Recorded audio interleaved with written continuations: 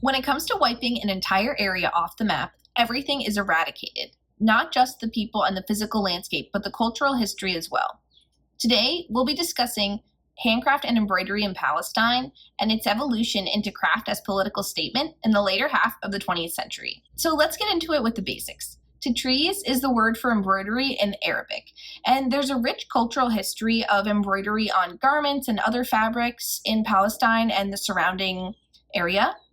The first known use of embroidery on garments was in 1200 BCE, when Palestine was still known as Canaan. Since then, it's become a representation of resistance amongst Palestinian people as they are in refugee camps across the world. A traditional Palestinian garment is called a thobe, and it's sort of like a shift dress that doesn't have a lot of shape to it, but it does have multiple layers of fabric, and the fabric is typically cotton or linen, or for fancier occasions like a wedding, it may be made of silk. Typically, women and girls learn to embroider, and the information is passed down from generations, so grandmothers teach granddaughters, and mothers teach their daughters and their relatives, and the information is spread generationally. And there's certain motifs that are used over and over and over again in Tatreez, and the motifs represent different things. Like, for example, if you're married or single or of a different financial status or class or things like that, different colors and different motifs can hold meaning. So, for example,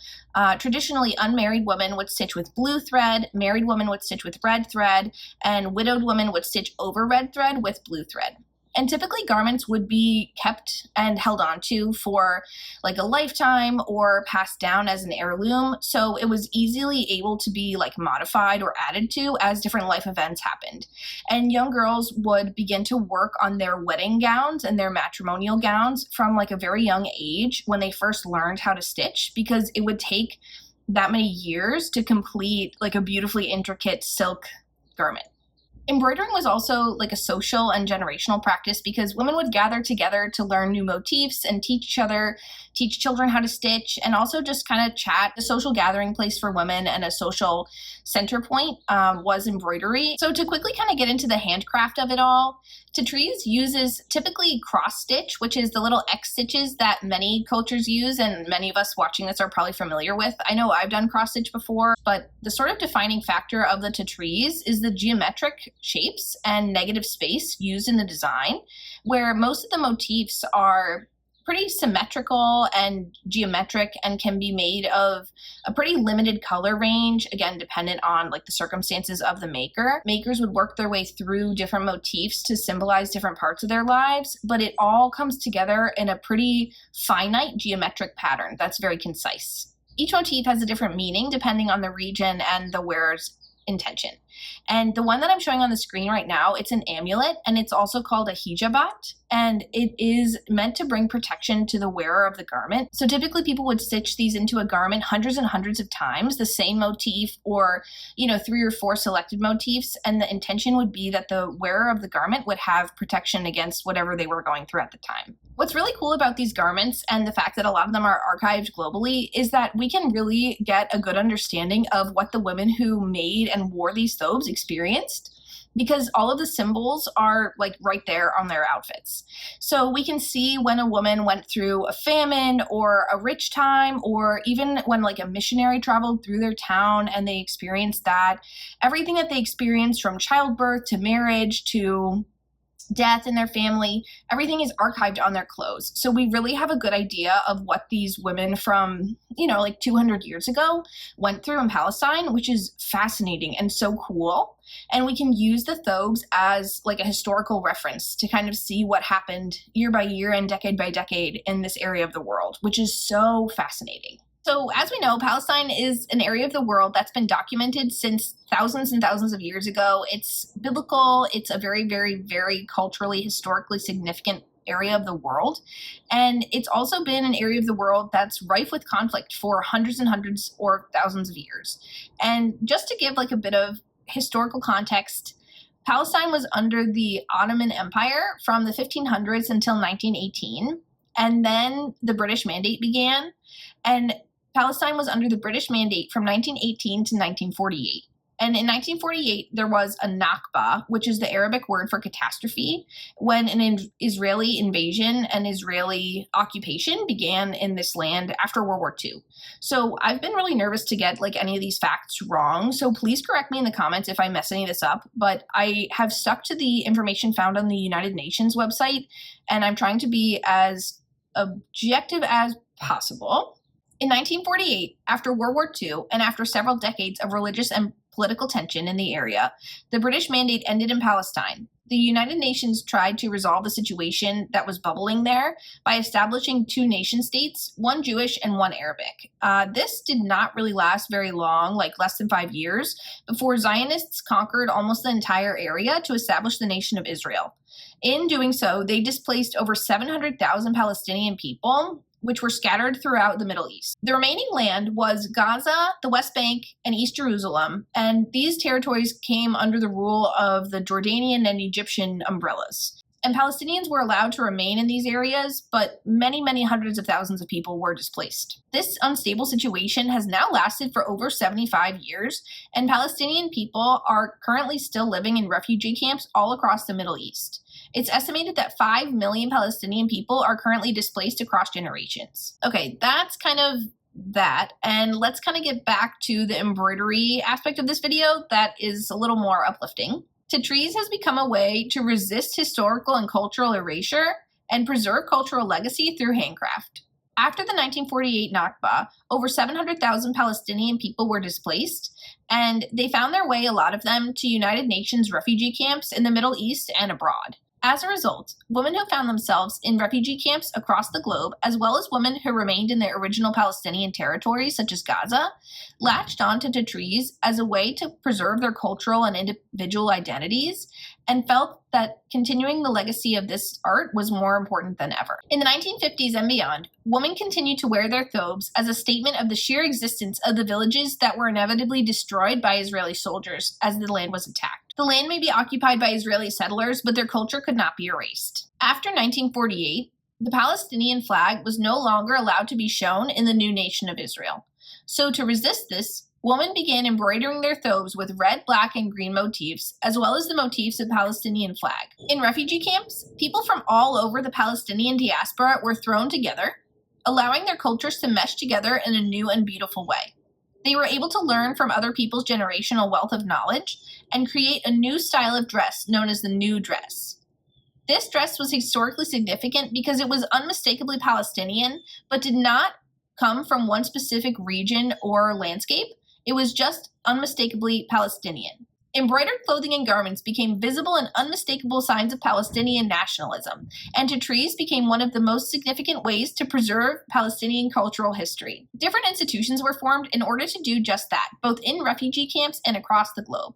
Women found themselves with access to the ability to copy and market their patterns, and they were also able to host and attend workshops and learn from their elders in a safe space. This not only provided income to Palestinian refugees where economic opportunities were far and in between, but also spread awareness about Palestinian history, culture, and current ideas. The first Palestinian Intifada, or uprising, was from 1987 to 1993. During this time, the Israeli army confiscated all symbols of Palestinian nationalism, including the national flag. As a response, women embroidered their traditional thobes with colors of red, green, and black, and created the Intifada dress. This dress was covered in designs that represented Palestinian nationalism, such as maps of Palestine and their regions, symbols of peace such as doves, and red, green, and black motifs covered the entire dress. The dresses also contained phrases such as "we will return" and traditional symbols of peace such as doves, olive branches, and orange trees. Through the creation of these Intifada dresses, Palestinian women blatantly challenged the Israeli ban on public demonstrations of Palestinian nationalism, exhibiting their political agency and defiance of Israeli occupation. So let's go ahead and jump to Tatreez's impact in the past 5 or so years. So much has changed in that area due to the current situation, like socially, culturally, financially. Every sort of aspect of life has been impacted by the current circumstances. Tatreez is still currently a reliable source of income for women in refugee camps across the Middle East. So unfortunately, in Lebanon and other countries hosting refugees, not just refugee women, but refugees in general, they're not allowed to hold certain jobs in the community, like practicing medicine or becoming a farmer or a fisherman, or even just working at a public transport job. So really, income and job resources are very, very limited for refugees, even though they're safe technically in these refugee camps. And as a result, women have been able to turn to Tatreez to create income for their families. In 1987, the largest refugee camp in Lebanon started their Tatreez production, and it's still very active today in 2025, and their products are sold through solidarity groups throughout the world. So I found this article in 2022 that was interviewing a woman who worked and produced Tatreez in this refugee camp, and she said that she has dramatically improved her livelihood and her family's livelihood through Tatreez because she's able to financially provide for her family in a circumstance where things are not ideal and dire. And she's able to trust that she'll have food for her children, and she's able to produce these items that she feels culturally and emotionally tied to as well. And so she also practices Tatreez in her free time and just creates as much art as she can that she feels is culturally significant to her family. One of these organizations is 81 Designs, and I've linked them below. Seems like a pretty positive organization, and they do outsource their Tatreez, this refugee group's Tatreez globally.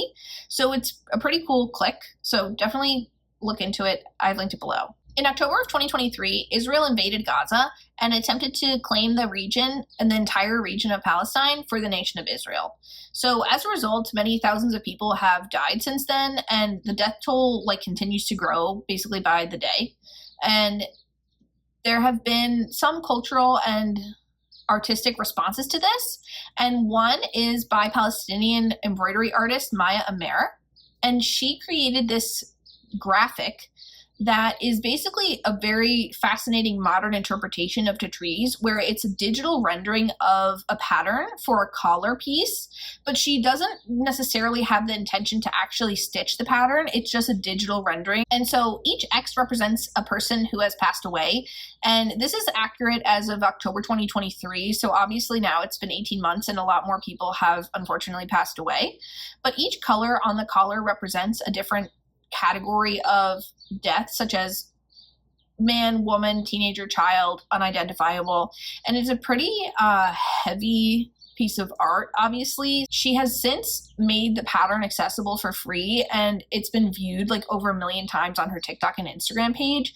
And it's a really concise way to see the impact of all of the deaths going on during this war. According to the artist, she was inspired to create this piece by both of her grandmothers, who were both generational Tatreez and embroidery artists.